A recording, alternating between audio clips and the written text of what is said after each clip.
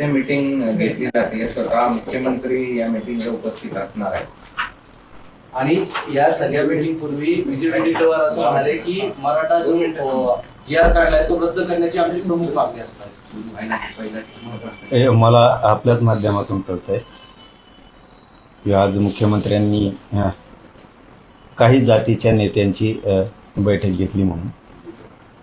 कारण ठराविक जातीचे नेते आणि त्यांची बैठक आज मुख्यमंत्री साहेबांनी बोलवली.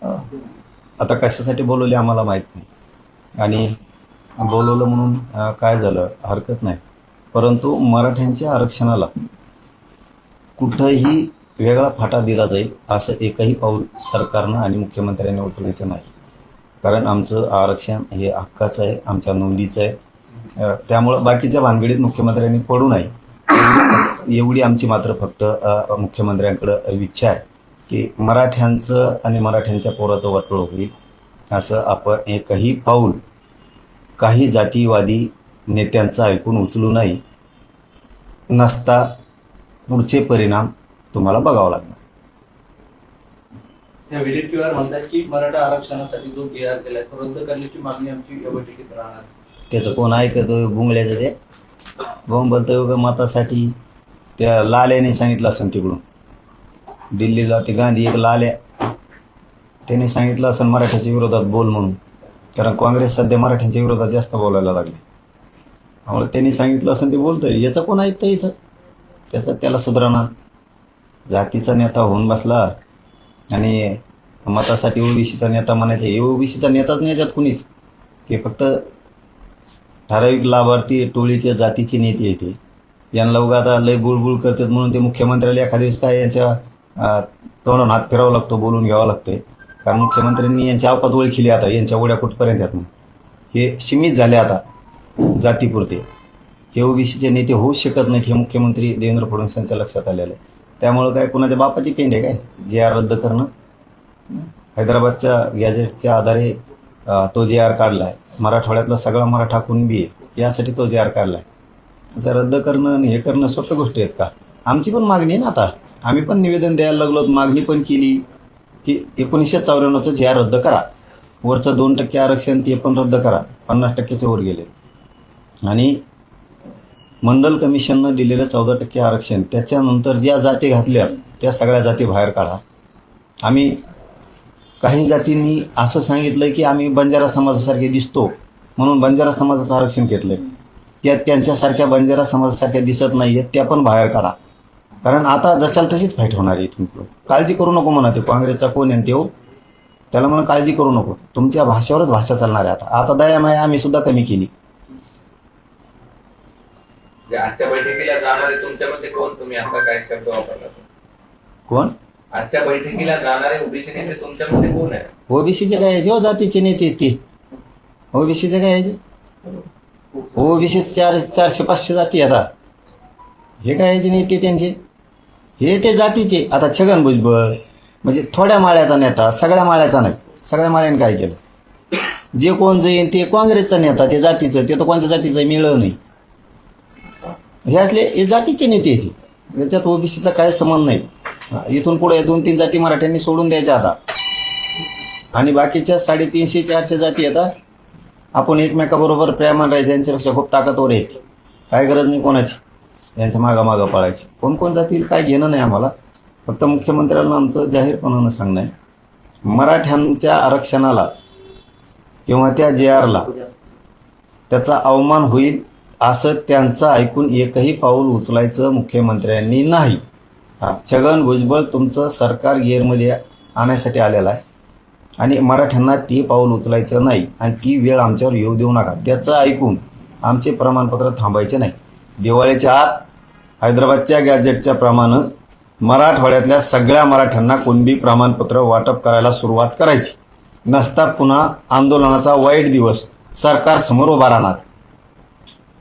वडेट्टीवार हे काँग्रेसचे ज्येष्ठ नेते आहेत, त्या अर्थानं काँग्रेसचा विरोध आहे या सगळ्या परिस्थितीत असं दिसतंय. राहुल गांधींनी सांगितलं वाटतं तिकडून देऊ लाल्या, त्यांनी सांगितलं वाटतं इकडे याला.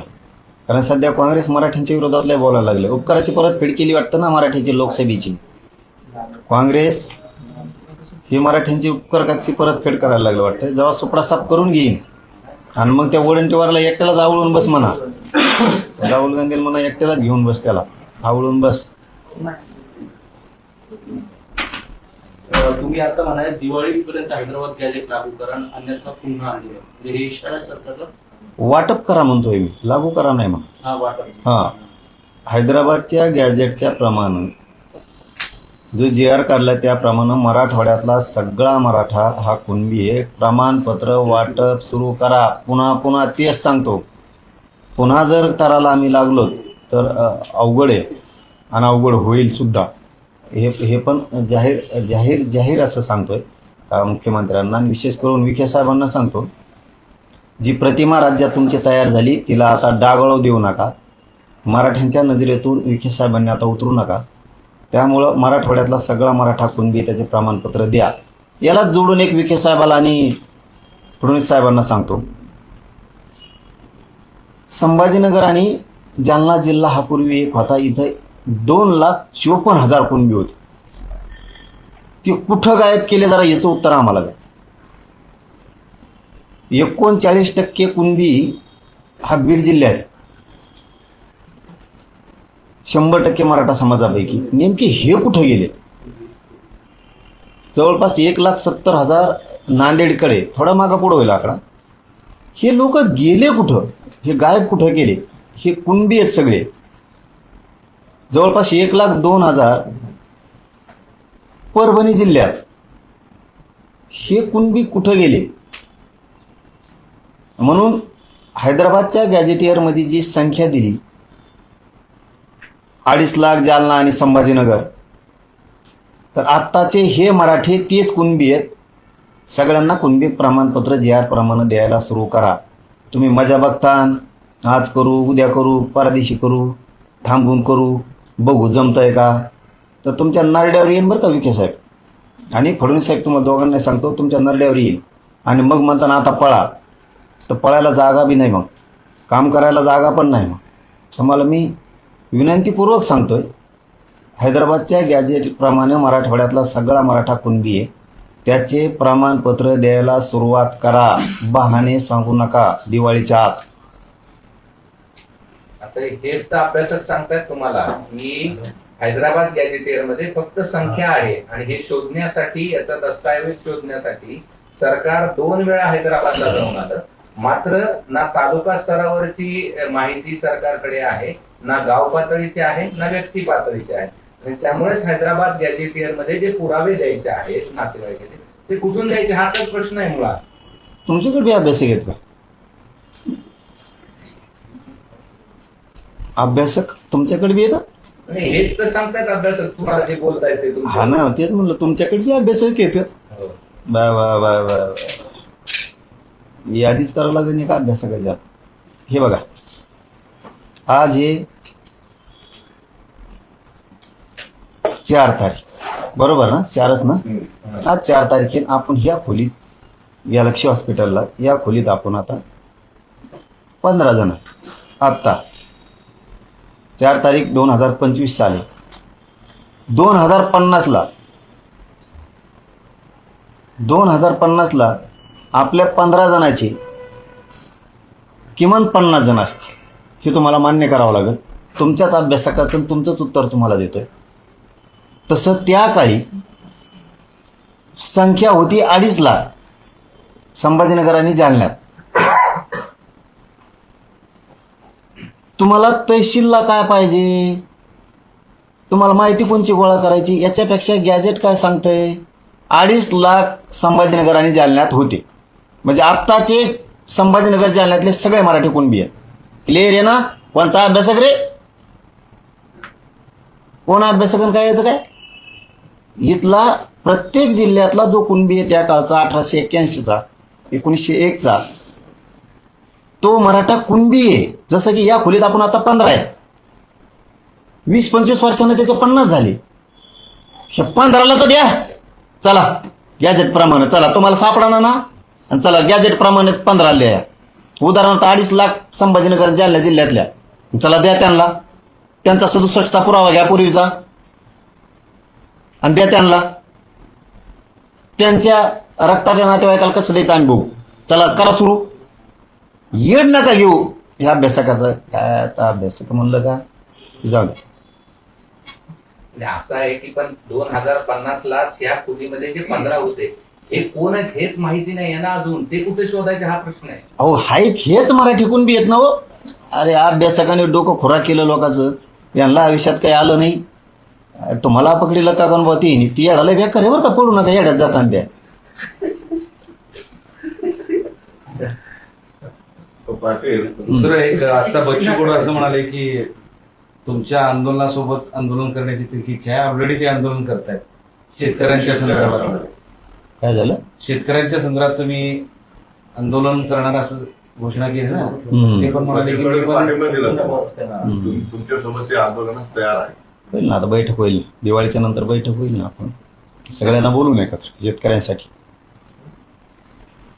पण पाटील साहेब शेतकऱ्यांचा एवढा मोठा प्रश्न आहे. सगळे प्रश्न असताना राज्य सरकार आय लव्ह मोहम्मद आणि आय लव्ह महादेव याच्यावर आता फार जास्त जो अमरावतीमध्ये परिस्थिती तणावपूर्ण झालेली या विषयावर सरकारला या सगळ्या गोष्टीसाठी लक्ष हटवण्यासाठी असं काही कुठाना होण्याची शक्यता आहे. नाही लक्ष हटत नसतं. काय असतं एक नाद असतो लागलेला आणि तेढ निर्माण करल्याशिवाय आपल्याला करमत नाही. अशा वृत्तीचे काही राजकीय नेते असतात. यांच्या ह्या नाशक्या भूमिकेमुळं अशी परिस्थिती उद्भवते. परंतु नेटानं आणि धाडसानं त्याला तोंड द्यायचं असतं. सगळ्या जाती धर्माच्या लोकांनी हक्कायचं नसतं. घाबरायचं नसतं. संकट येत असतं.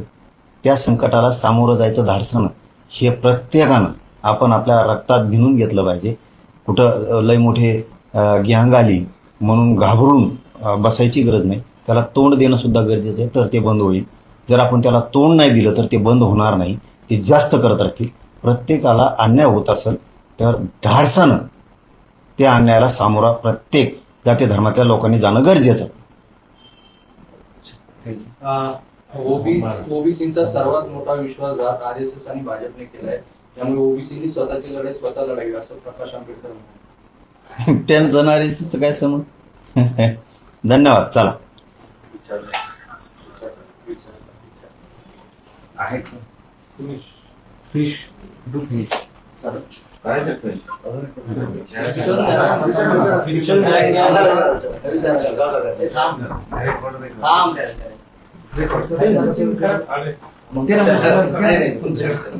लक्ष्मण हाकेंनी एक पोस्ट केली. लक्ष्मण हाकेंनी एक पोस्ट केली आणि त्यांनी सांगितलं की माझ्यावर 9 हल्ले झाले आणि 9 हल्ले करणारे हे जरांगे पाटलाच्या जवळचे. चला झालं की प्रश्न. चला